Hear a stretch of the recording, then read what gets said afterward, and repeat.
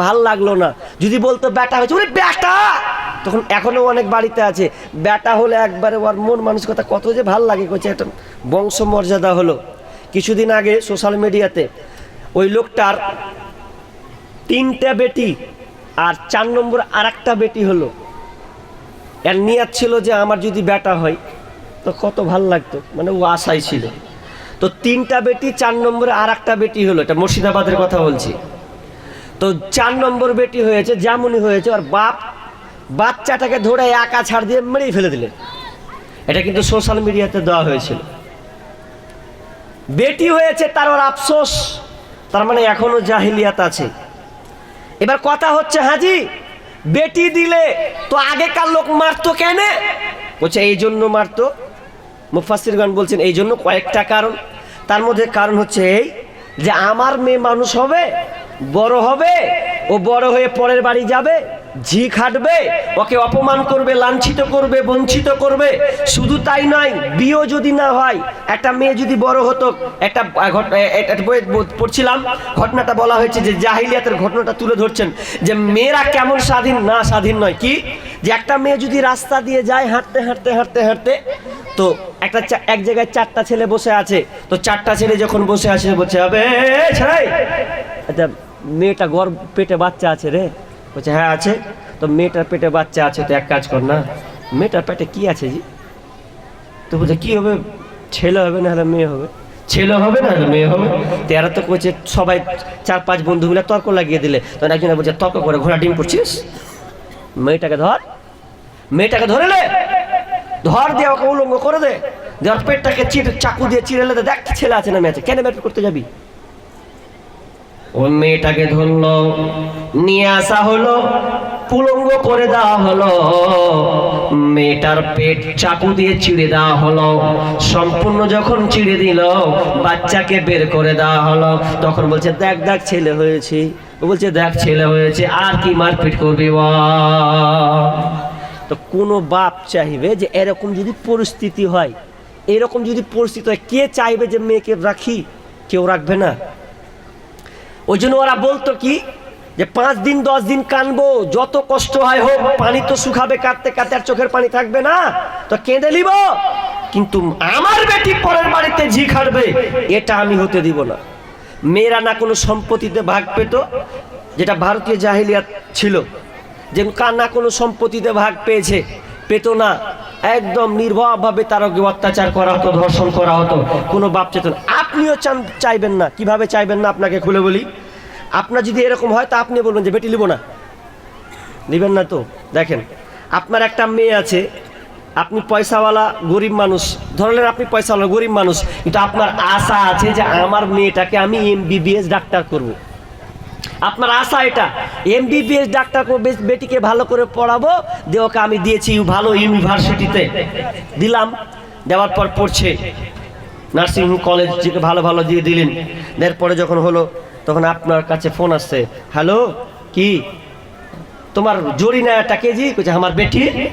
জরিনা তোমার বেটি? তো ফের শুনছি যে তোমার বেটি বলে পালিয়ে গেল, জিজ্ঞাসা করেছি। আচ্ছা ওর মেজাজটা কেমন হবে? যে লোকটা ভাবছে যে আমি আমার মেয়েকে আমি লালন পালন করব, কষ্ট করে মানুষ করব, তো সেই বাপের কানে যাচ্ছে যে বেটি নাকি অন্য ছেলের হাত ধরে পালিয়ে গেছে। আচ্ছা এখন ওর মন মেজাজটা কেমন হবে? এখন বেটি যদি ঘর আছে, বাপ লিবে সহজে? লিবে না, সোজাই বলবে খালি আয়, বস্তা বন্দি করবো, লবণ দিব, কেটে দেবো, পুঁতে দেবো, গেঁড়ে দেবো, এরকম বলবে না ভাষা? তারপর কিছু কথা, মানে ওই বাপও লিবে না, কেমন বেটি আমার মুখে চুলকানি মেরেছে, আমার দরকার নাই। তো এটা যদি আগে আপনি মানে যদি রিপোর্ট পেয়ে গেলেন তো আপনি নিবেন না। তো জাহিলিয়াতের যুগটা ওই রকম, তার চাইতে বেশি ভয়ঙ্কর। ওই জন্য কোনো লোক চাইতো না যে আমার ঘরে বেটি হোক। কে না রাস্তা দিয়ে হাঁটবো, কত মানুষ কি বলবে, লজ্জায় মুখ, এই আয়টা পড়ছি পড়ে যে লজ্জাতে বাড়িতে শুধুই থাকতো না, অন্য কোনো এলাকাতে কোনো একটা গোত্র কোনো বংশে থাকতো, যে কেউ আমাকে টিটকিরি না মারতে পারে। এই জন্য কত খাতারনাক, ওই জন্য মেরে ফেলতো। কিন্তু আমরাও মেয়েদেরকে মেরে ফেলি, ওটা আবার চাকু দিয়ে লয় আর কবর দিয়ে লয়, গলা টিপে লয়, কেমন দেখবেন, মেরে ফেলি। কিভাবে? আচ্ছা আপনার কটা বেটা? কারো 3টে বেটা, কারো 4টা বেটা, আছে না নাই? কথা বলেন, আছে না নাই? না নেই আপনাদের ছেলেপিলে? কথা বলবেন রে ভাই। তো ছেলে পিলে আছে 4টা বেটা, কারো 2টা বেটি, কারো 3টা বেটি আছে, কারো 7টা 8টা। এখন কিন্তু 7টা 8টা পাবেন না, এখন 2টা থেকে 3টা, আর বেশি পাবেন না আপনি। তো আগেকার 7টা 8টা, 4টা বেটা 3টা বোন, জায়গা আপনি কিভাবে ভাগ করে দিয়েছেন? কিভাবে দিয়েছেন? এবার কোন জায়গায় মারতে এলো রে? হ্যাঁ, সঠিক জায়গায় এসেছি, এবার আমি সঠিক জায়গায় এসেছি বাপ। কেমন করে? একজন বিজ্ঞ আলেম, নাম বলছি না, উল্লেখ করব না, আমি তার বক্তব্য নকল করছি। একজন বিজ্ঞ আলেম, শাইখুল হাদিস, তিনি ওয়ার্ল্ড, আর তিনি একজন বক্তাও, নাম বলছি না, তবে তার বক্তব্য নকল করছি। তিনি কি বলছেন জানেন? এই লোকেরা, হেই পৃথিবীর মানুষ, তোমরা জানো কে জাহান্নাম যাবে কে যাবে না, কে জাহান্নাম যাবে কে যাবে না, এটা তুমি কাউকে বললে করে বলতে পারো না। তবে শুনে লাও, জাহান্নাম কে যাবে কে যাবে না। যদি তুমি জাহান্নাম দেখোনি, কিন্তু জাহান্নাম লোক যদি তুমি দেখতে চাও, জাহান্নাম লোক যদি দেখতে চাও, তাহলে ওই রাস্তা দিয়ে দেখতেই থাকো। ওই রাস্তা দিয়ে দেখো, এমন একটা লোক যাচ্ছে, যেই লোকটা বেটাকে জমি জায়গার ভাগ দিয়েছে, বেটিকে দেয় নাই, তাহলে জেনে নাও ওই লোকটা জাহান্নামী হাঁটতেছে। তা আমার কথা নয় যে আমাকে বকবেন, আমি নকল করলাম। কি বলছে? যদি তুমি জাহান্নামী লোক দেখতে চাও, দেখোনি তো, ওখানে আঙুল লাগাও, ওই রাস্তা দিয়ে যাচ্ছে, দেখো যে লোকটা বেটির হক মেরেছে, বেটারাকে জমি জায়গা লিখে দিয়েছে, বেটিরাকে 1 কানা করিও দেয়নি, ওই লোকটা হচ্ছে সরাসরি জাহান্নামী। দেখলো, ওই যে হাঁটছে। তার মানে বাপ, আপনি তাহাজ্জুদ পড়েও আপনার কোনো বাঁচার পথ নাই। যত তাহাজ্জুদ গুজার হন না কেন, যত আপনি হাজি হন না কেন, বেটির জমি জায়গাকে আপনি দেবে রেখেছেন, বেটির জায়গা আত্মসাৎ করেছেন, বেটার নামে লিখে দিয়েছেন, বেটিরাকে দেননি, আপনার বাঁচার কোনো পথ নাই, আপনাকে জাহান্নামে যেতে হবে। কজন দিয়েছেন? এখন মসজিদে ডিউটি করি না, 5 বছর মসজিদে ডিউটি করেছি, টোটাল 5 বছর 3টা মসজিদে। তো ঔরঙ্গাবাদ বিশাল বড় নাম করা জায়গা, গ্যাস কোম্পানির ওই আশেপাশে। তো একটা মেয়ে চলে আসছে, চাচির মতন হবে, কাকি। তো বলছে, বেটা তোরা মসজিদে কি ওয়াজ করছিস রে? বলছে, কেন গো চাচি? বলছে, কি তোমরা ওয়াজ করছো, একদিন একটু ভাগ জমি জায়গার ব্যাপারে একটু ওয়াজ করতে পারো না? আমাকে বলছে। আমি বলছি, কেন আমি করি, ওয়াজ ফের করি না, করি। বলছে, কই ওয়াজ করছো, তাও যাহারা ভাগ পাই না। কথা শুনে তো খারাপ লাগলো। তখন আমিও হেসে হেসে বলছি কাকে, চাচি আমি ফের শুনেছি কি যে তোমরা নাকি বলে মাফ করে দাও, বলে জমি গেলাও না, বলে মাফ করে দাও। বলছে, কে কইছে ওরাকে মাফ করবো? ওটা ওপর মন থেকে মাফ করে, মাথা খারাপ হয়ে গেছে নাকি? এটা এই এক কাঠা জায়গার ব্যাপার আছে। কে কইছে? বলছে, শুনছি সাই, বলছি যে শোনালয়। তার মানে ওই নারীটা বলছে, ওই কাকিটা বলছে, আমরা মন থেকে মাফ করি না, বাপ ছে ভাইরাকে জায়গা জমি লিখে দেয়, কিন্তু আমরা মন থেকে মাফ করতে পারি না। শুধু ভাবি যে বাপ ভাইয়ের উঠানে উঠবো, আগনাতে উঠবো, ভাইয়ের বাড়ি যাব, বাপের বাড়ি যাব, যদি চাপ করি হয়তো বাপকে চাপ সৃষ্টি করবে, ভাইরা আর আমাদের বাড়ি আসবে না। এই জন্য আমরা এইগুলো ভেবে দেখে আমরা জমি জায়গা দাপটে ভাগ বসাতে যাই না। তার মানে মন থেকে মেয়েরা মাফ করে না। এই বাপ, তোমাকে বলছি শোনো, বেটারাকে লিখে দিয়েছো না, বিচারের মাঠে তুমি প্রস্তুত থাকিও, কি হালাত হবে তোমার। ও তোমার বেটি, ওর হক আছে। কোরআন বলছে, তোমার ছেলে যদি 2 ভাগ পায়, তাহলে তোমার মেয়ে 1 ভাগ পাবে। তোমার একটা বেটা যদি 10 কাঠা পায়, তাহলে তোমার মেয়ে 5 কাঠা পাবে। ও যদি না লেয় আলাদা কথা, কিন্তু তোমাকে দিতে হবে, এটা তার হক। কিন্তু আমরা দিছি না। কয়জন? হাজারে 999 ধরতে গেল নাই। আর যদি আছে আংশিক, তো কেমন আছে? ওই ভালো ভালো বেটাকে কইছে, এই তো বিলাসপুরে যেটি মার্কেট আছে বড় বড়, ওটি তোরা নিলবি। আর বেটিরাকে কইছে, ওই বাঁশতলাতে কুঁড়ে পড়া আছে, 400 হয় না 500 হয় না, ওগুলা তোরা নিলবি, যা হাট তোকে নামে থাকলো। আর ওটি দিয়ে দিল ওরাকে, টাউনটি। কি হালাত চলছে জি না। আমরা জাহিলিয়াত শুনলেন, মেয়েদেরকে গলা টিপে মারা হতো, কবর আপনার কিনা গর্ত খনন করে জীবন্ত মারা হতো, মাটি খুঁড়ে পুঁতে মেরে ফেলা হতো। কিন্তু আজকে আমরা বাপেরা মেয়েদেরকে হাতে নয়, আপনার ছুরিতে নয়, তাদেরকে আমরা তার অধিকার মেরে রেখেছি, অধিকার থেকে তাদেরকে আমরা বঞ্চিত করেছি। এবার আয়াতে চলেন, আল্লাহ সুবহানাহু ওয়া তাআলা বলেন, ওয়া ইযা বুশিরা আহাদুহুম বিল উনসা যাল্লা ওয়াজহুহু মুসওয়াদ্দান ওয়া হুয়া কাযীম ইয়াতাওয়ারা মিনাল কওমি মিন সুই মা বুশিরা বি আয়ুমসিকুহু আলা হুনিন আম ইয়াদুসসুহু ফিত তুরাব। যখন ওই গার্জিয়ানকে যখন ওই আপনার কিনা পায়গামটা পৌঁছে দিল মেয়ে হয়েছে, তার লজ্জার ভয়ে, তার গ্লানির ভয়ে, তার সম্মানকে রক্ষা বাঁচানোর জন্য রক্ষার দেশে গ্রাম থেকে পালিয়ে বেড়াতো। মিন কওম সুইম কওমি, তার কম থেকে, তার আপনার জায়গা থেকে অন্য জায়গা সে পালিয়ে বেড়াতো, কারণ তার বাড়িতে কন্যা সন্তানের জন্ম হয়েছে। আইমসিকু আলা হুনিন আম ইয়াদুসসুহু ফিত তুরাব। তারা একটা সিদ্ধান্ত নিত। কি সিদ্ধান্ত? তারা চিন্তা করত এই কন্যা সন্তানকে মারবে না রেখে দেবে, একে পুঁতে দেবে না ওকে বাঁচিয়ে রাখবে, নদীতে ভাসিয়ে দেবে না ওকে বাঁচিয়ে রাখবে, এই চিন্তা করত। আলাশা আমায়াহকুমুন। তারা যে সিদ্ধান্তটা নিত, এই সিদ্ধান্তটা কত নিকৃষ্ট, কত খারাপ সিদ্ধান্ত তারা নিত। মেয়ের বাঁচার অধিকার ছিল না। এবার চলেন জাহিলিয়াতে ঢুকি, একটা একটা করে ঢুকে যাই। জাহিলিয়াত মেয়েদেরকে মারতো কেমন? অনেক তাফসির আছে, তবে একটা প্রাচীন তাফসির থেকে আপনাকে তাফসিরে কুরতুবী, এই তাফসিরে একটা বিশাল লম্বা একটা তাফসির আছে, আর ঐতিহাসিকগণ ওই রকমই কথা বলেছেন, হয়তো একটু এইদিক ওদিক হবে, কিন্তু ঘটনাটা ওই রকমই। তাফসিরে কুরতুবী তিনি লিখছেন যে একজন সাহাবী বসে ভারাক্রান্ত মন নিয়ে টেনশনে বসে আছেন। আল্লাহ রাসূল দেখতে পেলেন যে সাহাবীটার মন খারাপ, তো বলছে, এই সাহাবী কি খবর, তোমার মন কেন খারাপ, তুমি টেনশন কেন করছো? তুমি তো নতুন ইসলাম গ্রহণ করলে, তা আবার টেনশন করতে হবে? টেনশন, তোমার চিন্তা চেতনাটা কি সেটা বলো আমাকে, কেন ভারাক্রান্ত মন নিয়ে আসো, এটা খুলে বলো। তখন ওই সাহাবী বলছেন, ইয়া রাসূলুল্লাহ, আমি টেনশনে আছি, আমার মনটা ভালো নাই, আমি ইসলাম গ্রহণ করলাম আপনার কাছে, এরপরে আমি বেচৈন ঢুকে গেছি, আমার মনটা শান্তি নাই, আমার মনটা কুড়ে কুড়ে খাচ্ছে। আল্লাহ রাসূল বলেন, সাহাবীরে, কেন তোমার মনটা কুড়ে কুড়ে খায়, বলো না তোমার কি হয়েছে?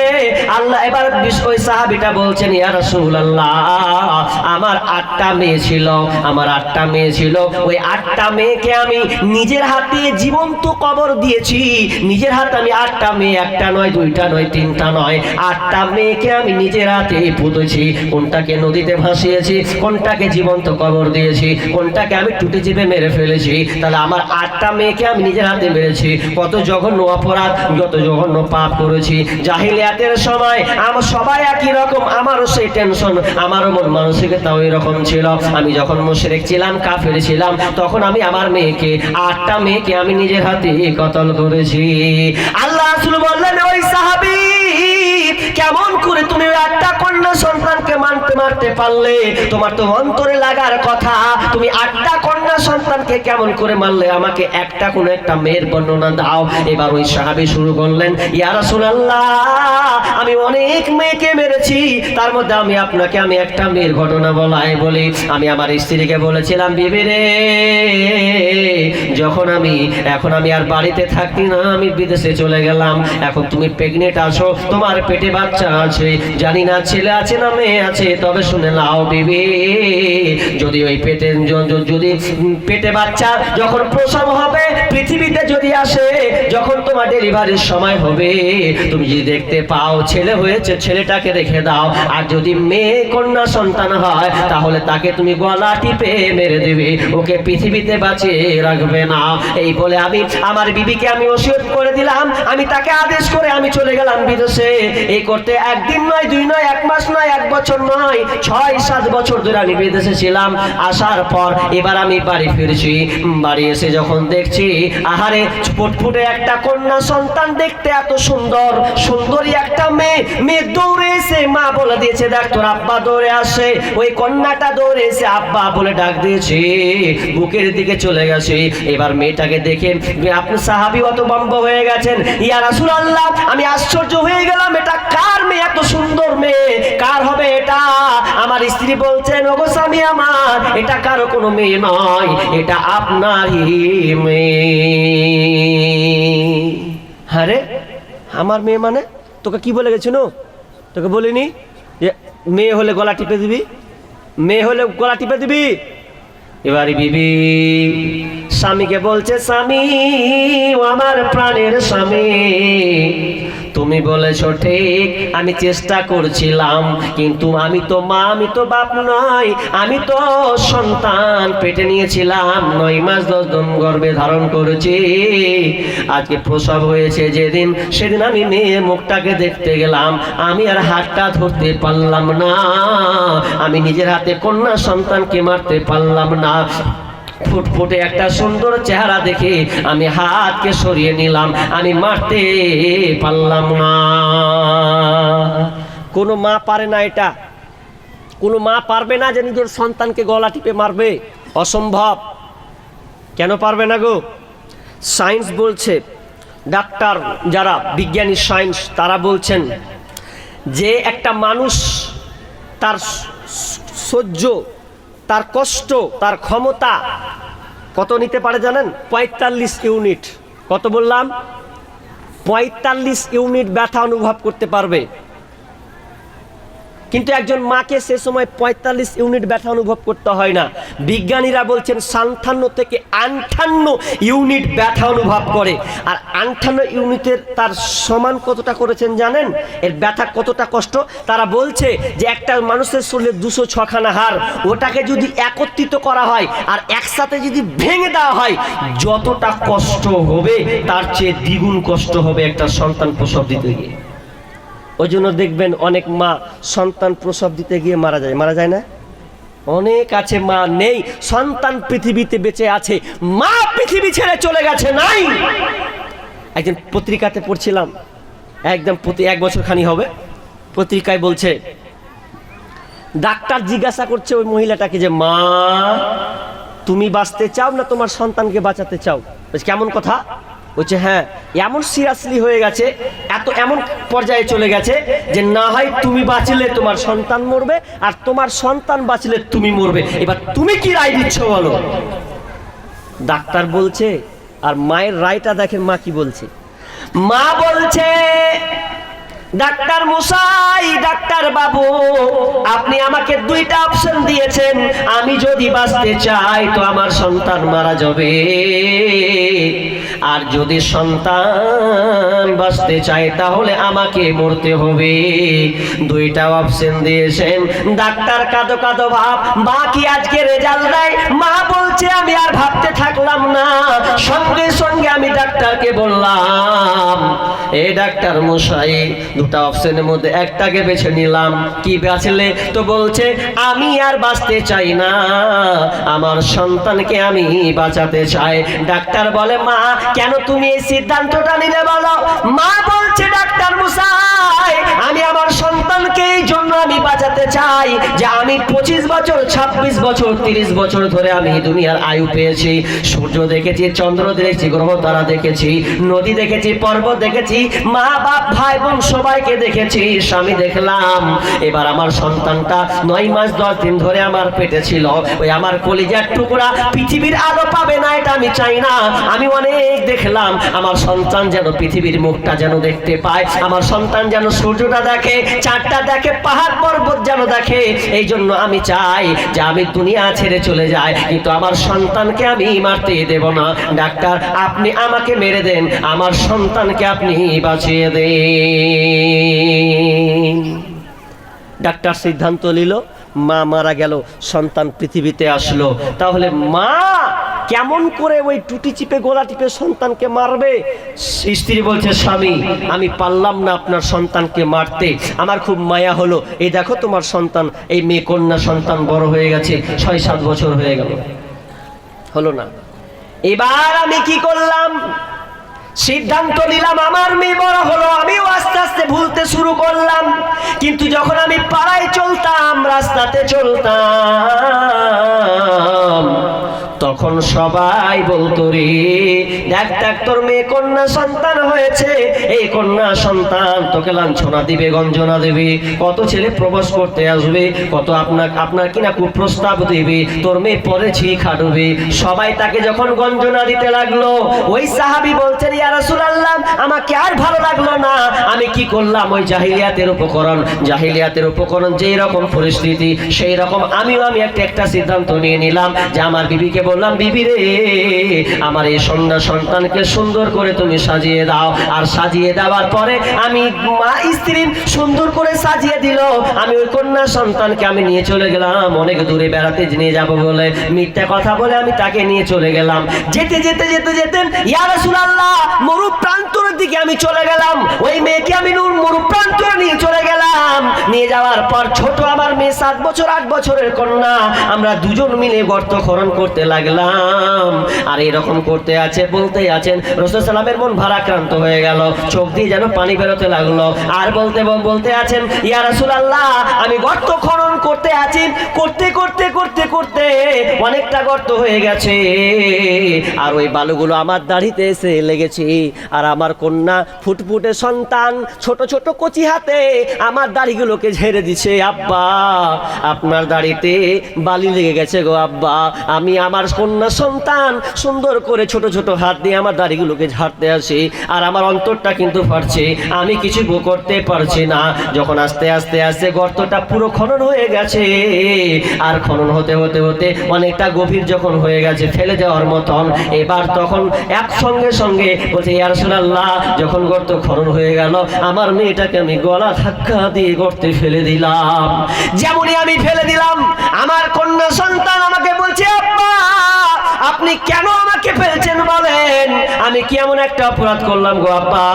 আপনি তো আমানতের খেয়ানত করে দিলেন, আপনি তো বলেছিলেন আমাকে বেড়াতে নিয়ে যাবেন, মাকে তো বললেন বেড়াতে, আজ আপনি আমাকে বেড়াতে নাম দিয়ে কোথায় ফেলেছেন গো আব্বা?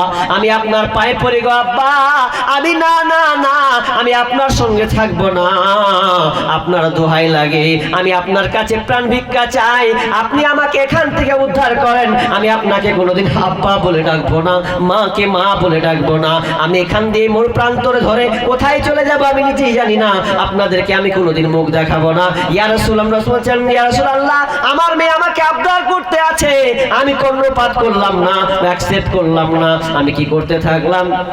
তাফসীরে বলছেন যে আমি একটা বিশাল বড় একটা পাথরটাকে নিলাম, পাথর নেওয়ার পর মেয়েটা কান্না করছে, আমার সহ্য হলো না, বিশাল বড় পাশে একটা পাথর আনলাম, আর পাথরটা এনে আমি আমার মেয়ের মাথায় এমন করে মেরেছি, রক্ত চারদিকে ছিটকে চলে গেছে, রক্ত চারদিকে ছিটকে গেছে, লাশ ডাকছিল আব্বা, ওই আব্বা ডাকটা আমার কানে এমন ভাবে ভেদ করেছে, আমি আর থাকতে পারলাম না। আব্বা চিৎকার করতে আছে, বিশ্বনবী কাঁদতে আছে, আহারে সাহাবী তুমি কেমন করে তোমার ওই কন্যা সন্তানকে মারলে বলো? এভাবে করে আমি বালিগুলোকে সম্পূর্ণ ঢাকা দিয়ে আমি চলে এলাম। ইয়া রাসূলুল্লাহ এই জন্য আমার মনটা ভালো নাই। বিষ্ণু বলছেন, সাহাবী রে তুমি এই জঘন্য একটা অপরাধ কাজ করেছো, এই জন্য তোমাকে কি করতে হবে? তোমাকে 8টা গোলাম আজাদ করতে হবে। তখন ওই সাহাবী বলছেন, ইয়া রাসূলুল্লাহ আমি 8টা গোলাম আজাদ করতে পারবো না, আমি 8টা উট আজাদ করতে পারবো। বলছে তুমি সেটাই করো। তাহলে মেয়েদের কোনো সম্মান নাই, ছিলই না। কত জাহেলিয়াত, এক একটা তাফসীরে এক এক রকম করে বলেছেন, তো কথা ঘটনাগুলো ওই রকমই। তাহলে আমরা কি দেখলাম? যে মেয়েদের কোনো স্বাধীনতা ছিল না, মেরে গলা টিপে মেরে দিল। এবার ইসলাম নারীদেরকে কি অধিকার দিয়েছে জানেন? ইসলাম নারীদেরকে কি অধিকার দিয়েছে? 3 ভাগে দিয়েছে। ভালো করে দেখেন। 1, কন্যা হিসাবে তার অধিকার, এখানে মজা আছে এই 3টাতে, বাকি যা শুনলেন। এই তিনটাতে আপনাকে গভীর তথ্য কিছু কথা বলবো। এক, মেয়ে হিসাবে তার অধিকার, স্ত্রী হিসাবে তার অধিকার, মা হিসাবে তার অধিকার। তিনটা অধিকার দেওয়া হয়েছে। প্রথমটা দিয়ে শুরু করি, তার আগে শুরু করব ভারতীয় জাহিলিয়াত। একটু শুনেন, তাহলে আপনি বুঝতে পারবেন। ভারতের জাহিলিয়াত, এটা তো আপনাকে আরব বললাম, আরবীয় জাহিলিয়াত বললাম। ভারতবর্ষে এককালে মেয়েদেরকে সম্মান দেওয়া হতো না। কেমন সম্মান দেওয়া হতো না? একটা বই পড়ছিলাম, চেপে রাখা ইতিহাস, রাজা রামমোহন রায়ের জীবনী আছে ওখানে, মানে অনেকজন জীবনী আছে। আরেকটা বই পড়ছিলাম, ওখানে ঘটনাটা একটু 19-20 করে আছে দুরকমভাবে। কি? রাজা রামমোহন রায়, ভারতবর্ষে জাহিলিয়াত বলছি, রাজা রামমোহন রায় রাস্তা দিয়ে হাঁটছেন, তো রাস্তা দিয়ে হাঁটতে হাঁটতে হাঁটতে 450 জন মেয়েকে এক জায়গায় বেঁধে রেখেছে, এক জায়গাতে। আর মাঝখানে কে আছে? তো স্বামীর লাশ আছে। রাজা রামমোহন বলছে কি ব্যাপার, বলছে 450 কি হবে? তো বলছে এই 450 জন মেয়েকে একসাথে চিতায় আগুনে জ্বালিয়ে দেওয়া হবে। কেন? বলছে এর নাম হচ্ছে সতীদাহ প্রথা। বলেছেন আপনারা সতীদাহ প্রথা? এই সতীদাহ প্রথা মানে স্বামীর সঙ্গে স্বামী যদি মারা যায়, তাহলে ওই স্ত্রী বাঁচার কোনো পথঘাট নাই, ওকে স্বামীর সঙ্গে জীবন্ত চিতায় ওকে পুড়তে হবে। রাজা মোহাম্মদ দেখছে মাথা খারাপ, একটা সাধু মানে সন্ন্যাসী, ওর স্ত্রী হচ্ছে 450টা, তো একটা স্বামী মরেছে, এই জন্য 450টাকেও পুড়তে হবে। তো কেউ আটকাতে পারলো না, 450টা মেয়েকে একসাথে বেঁধে দিল। বেঁধে দেওয়ার পর দাও দাও দাও দাও দাও করে আগুন জ্বলছে, বাঁচাও বাঁচাও, কেউ বাঁচালো না, পুড়ে ছারখার হয়ে গেল। রাজা রামমোহন রায় মন খারাপ, কি করবে, এটাকে উৎখাত করতে হবে। তিনি রাজা রামমোহন রায় 1 বছর নয় 16 বছর স্টাডি করলেন, ধর্ম নিয়ে পড়াশোনা করলেন। 16 বছর পড়াশোনা করার পর দেখছেন ধর্মে তো কথা বলে না, তার চাইতে সব চাইতে ইসলামে নারীদের মর্যাদা দিয়েছে, সেটা হচ্ছে ইসলাম।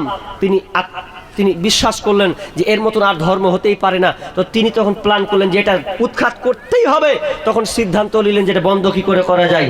কিন্তু মা যে হস্তিনী, এদিকে ফের মা তারিণী দেবী বলছে, এই তোকে কে মরলি করতে বললে এগুলা কথা, কেন তুই এগুলা বিপক্ষে লাগতে গেলি, যে যা করছে করুগা। বলছে মা, তুমি মা হয়ে তুমি কথা বলতে পারছো? বলছে হ্যাঁ, ওটাই করতে হবে, তোকে চুপ থাক। তো রাজা রামমোহন রায় বলছে আমি পারবো না, আমি আপনার কথা অ্যাকসেপ্ট করলাম না। বলছে অ্যাকসেপ্ট করবি না মানে? তো তোকে ত্যায্য পুত্র করবো, তুই অ্যাকসেপ্ট করবি না? বলছে আমাকে ত্যায্য পুত্র করে দেন গা, কিন্তু আমি এটা বর্বর জঘন্যতা আমি দেখতে পারবো না। তখন তিনি কলকাতা গেলেন 1829 সনে, লর্ড উইলিয়াম বেন্টিংয়ের কাছে গিয়ে বলছেন এটা উৎখাত করে দেন। তো সেটা উৎখাত করে দেওয়া হলো, সতীদাহ প্রথা বন্ধ হলো। কিন্তু একটা জিনিস থেকে গেছে, সেটা কি? কালচার, সেটার নাম হচ্ছে কি? সিঁদুর প্রথা। সিঁদুর আপনারা জানেন হিন্দুরা মাথায় সিঁদুর কেন দেয়? জানা আছে আপনাদের কেন দেয়? এক কথায় বলবেন যে বিয়ে করেছে তাই, এটাই তো বলবেন নাকি? সিঁদুর কেন দেয়? একটা বই পড়ছিলাম, ওখানে ইতিহাসটা তুলে ধরেছেন, জাহিলিয়াত বলে একটা বই আছে। তো সেখানে যে সিঁদুর প্রথাটা কিভাবে আবিষ্কার হলো, সেখানে ভারতীয় জাহিলিয়াতের কিছু নোংরা বর্বরতা আলোচনা করতে গিয়ে, কারণ সেই সময় মেয়েদেরকে ভোগ করা হতো, যখন যে যেভাবে পেত ভোগ করতো, মেয়েদের কোনো স্বাধীনতা ছিল না। তো সন্ন্যাসীরা বলছে, সাধুরা বলছে, এই এক কাজ কর, বিহেদারি যারা মেয়ে ওরা কোজে ধর্ষণ করছে রে, তো ওরা যেন বাঁচে অন্তত, তো ওই জন্য একটা কাজ কর। কি করতে হবে? যে যেদিন ওরা বিবাহ করবে সেদিন তার স্বামী যেন এটা আপনার সিঁদুর রং টালিয়ে যেন এখানে আটকে দেয়, আর যেন এটা লাগিয়ে দেয়, আর লাগিয়ে দিলে যেন মানুষ বুঝতে পারে মেয়েটা বিবাহিতা। সেদিন থেকে এই প্রথাটা চালু হলো। আর স্বামী যদি মরে যায় কি করে ওরা? স্বামী মরে গেলে সিঁদুর রাখে না, লিবে আর চাটাং করে চেঁড়া উঠিয়ে দেবে একদম, থাক। তার মানে কি? ওপেন এবার, মানে আমি এখন অসুবিধা না, যে ঢুকতে পারিস, মানে যতক্ষণ লাল ছিল ততক্ষণ কেউ ঢুকতে পাবি না, এখন মিটে দিয়েছি মানে আবার যে কেউ আসতে পারিস, প্রস্তাব ফেল। এর নাম হচ্ছে সিঁদুর প্রথা।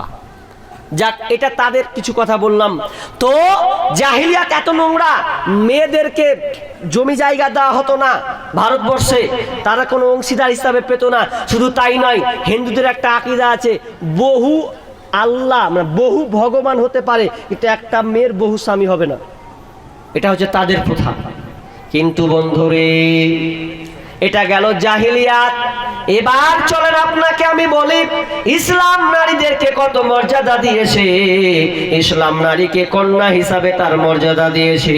বিশ্বনবী বলছেন, মান আলা জারিয়াতাইনি হাত্তা তাবলুগা জাআ ইয়াউমাল কিয়ামাতি আনা ওয়া হুয়া হাখাদা ওয়া যাম্মা ওয়াসাবিয়াহু।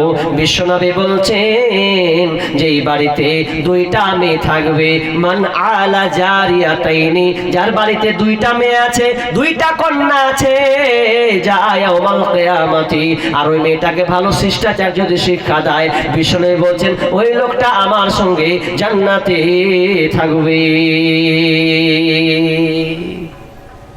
জান্নাতে থাকবে। কার বাড়িতে? যদি কোনো বাড়িতে দুইটা মেয়ে থাকে। অনেকে বলছে আমার 4টা বেটা, বুক ফুলিয়া বলছে তো ঘোড়ার ডিম, একটু জান্নাত পাবি না। হাদিসে আছে যদি কারো বাড়িতে দুটা মেয়ে থাকে তো জান্নাতের গ্যারান্টি লিখেন। আর একটা হাদিস কি আছে, মান আলা সালাসা বানাতিন ফাআদাবাহুন্না ওয়া যাওয়াজাহুন্না ওয়া হাসানা আলাইহিন্না ফালাহুল জান্নাহ।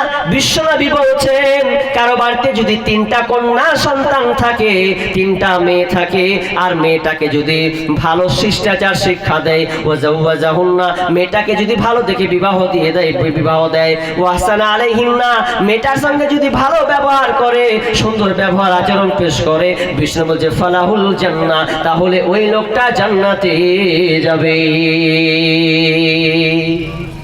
মেয়ে আছে, মেয়ে থাকলে গর্ববোধ করেন, ছেলে থাকলে বেশি গর্ববোধ করেন না। একটা হাদিস দেখাতে পারবেন না, এখানে আলেম বসে আছে, বলুক যে এরকম হাদিস আছে যে একটা বেটা হলে আল্লাহ রাসূল জিম্মেদার নিয়েছে জান্নাতের।